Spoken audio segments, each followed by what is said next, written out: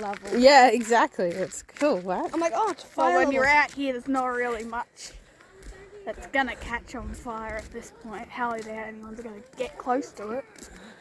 I don't know. Look at that! What's that? Who knows what dinosaur that is? It's muscle. Well, where's the feathers? It's not a T-Rex. Tyrannosaurus Rex. No. No. Here, hop in his arms. Quick, and I'll get a photo. Lockie, turn around. Yep, hop in. Everything you see here started in 1999 with the chap up the left-hand side of the photo just here. This is David Elliott. Him and his wife Judy are the founders of Australian Age of Dinosaurs. So David here found something on his property. He was just riding through his property one day and found something that he didn't recognise. So he sent a couple of those pics off to the Queensland Museum, and Queensland Museum wrote back and said, congratulations, you have found a dinosaur bone. The piece of bone that he had found was a piece of femur from a sauropod, which is what you can see on our shirts here with the beautiful long neck, long tailed plant-eating dinosaurs. It was from a sauropod that was later named Elliott. So Queensland Museum decided with David's permission that they would come out here and do a dinosaur dig.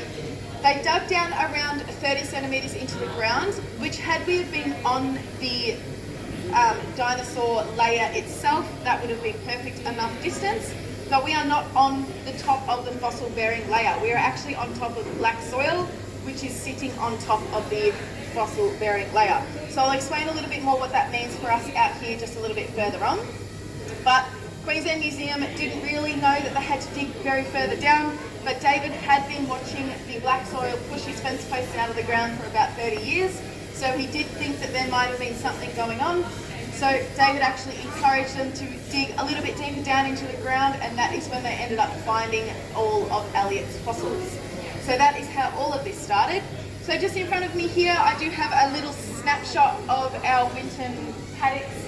We've got classic things. There's some cow patties there, there's some petrified wood, and there's a thunder egg up the very top there. But there is also 3 fossils, and these fossils are what we call surface material. So they are what you can see just in the middle here, on the very left-hand side here, and on the top left corner there as well.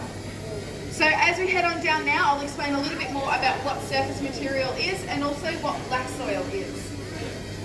So if you want to scooch on down, up on the wall is a diagram of our black soil out here. Up the very top you can see there's those desert cracks up there. So making sure we're being considerate of everyone in the group. You might just want to spread out a little bit if you can. So up the very top is those classic desert looking cracks. Again, they're what you can see out here during our dry season. They don't want to have everyone else in their photos, so just make sure you take a photo and then move on.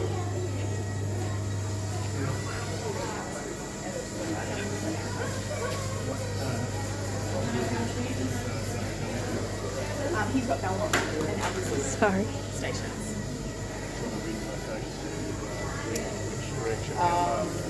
That's a really good question. I believe Belmont is that way, 80 Ks, and Eldersley is that way.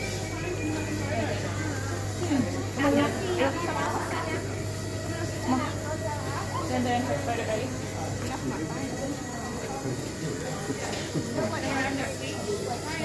This is how they did it. Yeah, I figured they really must have had to. Is this where we're supposed to be? This is the first bone here. Yep.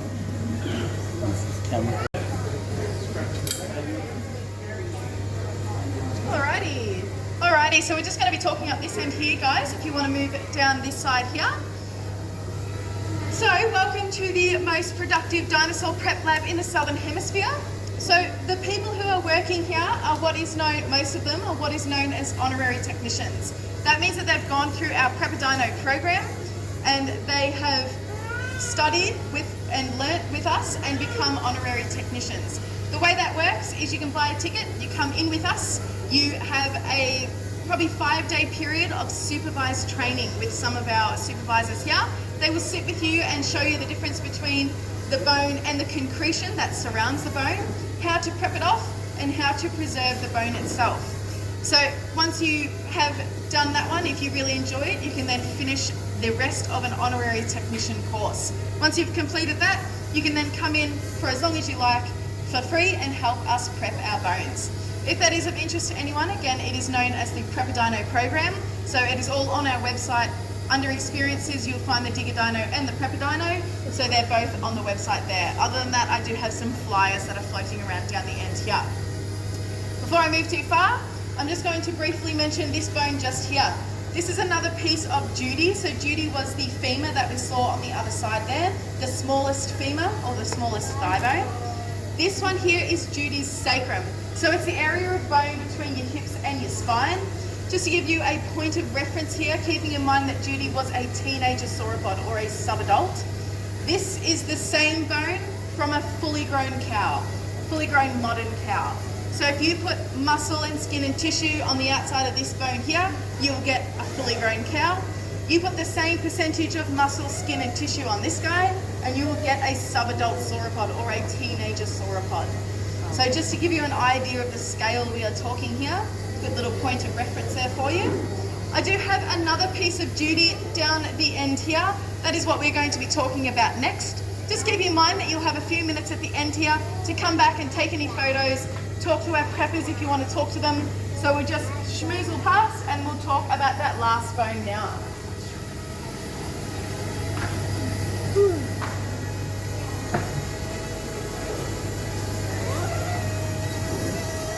Okey-dokey. So this one here is the last bone we have of Judy that we are currently working on.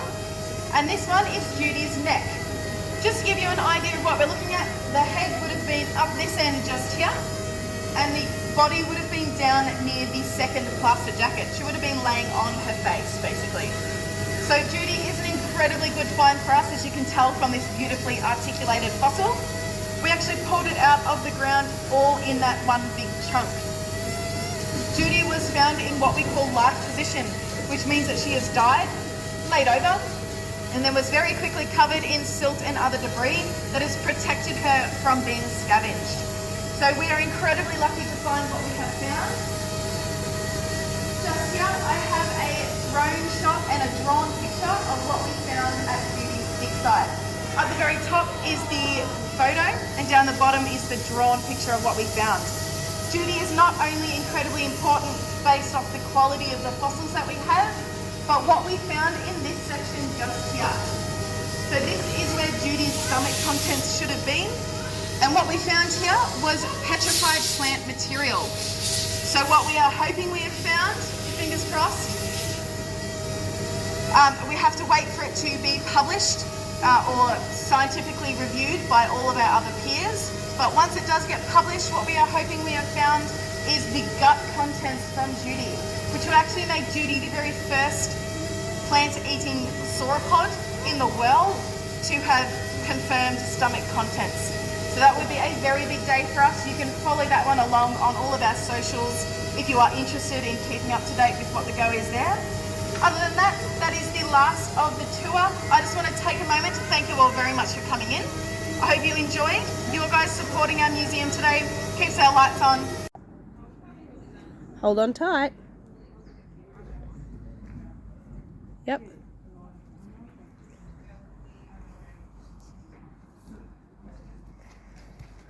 Oh, silly duffer. You gotta... Are you okay? Oh, are you right? You gotta hold on to the noodle. You gotta hold on to it. Silly. Yeah, but you let go of it. You're not going to even do the noodle. Careful of the corner too. You're a bit close to the corner.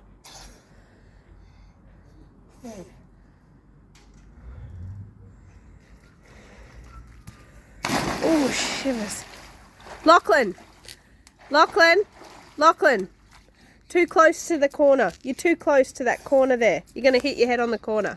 Level. Yeah, exactly. It's cool, right? I'm like, oh, it's fire. Well, when you're out here, there's not really much that's gonna catch on fire at this point. How is there anyone's gonna get close to it? I don't know. Look at that. What's that? Who knows what dinosaur that is? It's muscle. Well, where's the feathers? It's not a T-Rex. Tyrannosaurus Rex. No. No. Here, hop in his arms. Quick, and I'll get a photo. Lockie, turn around. Yep, hop in.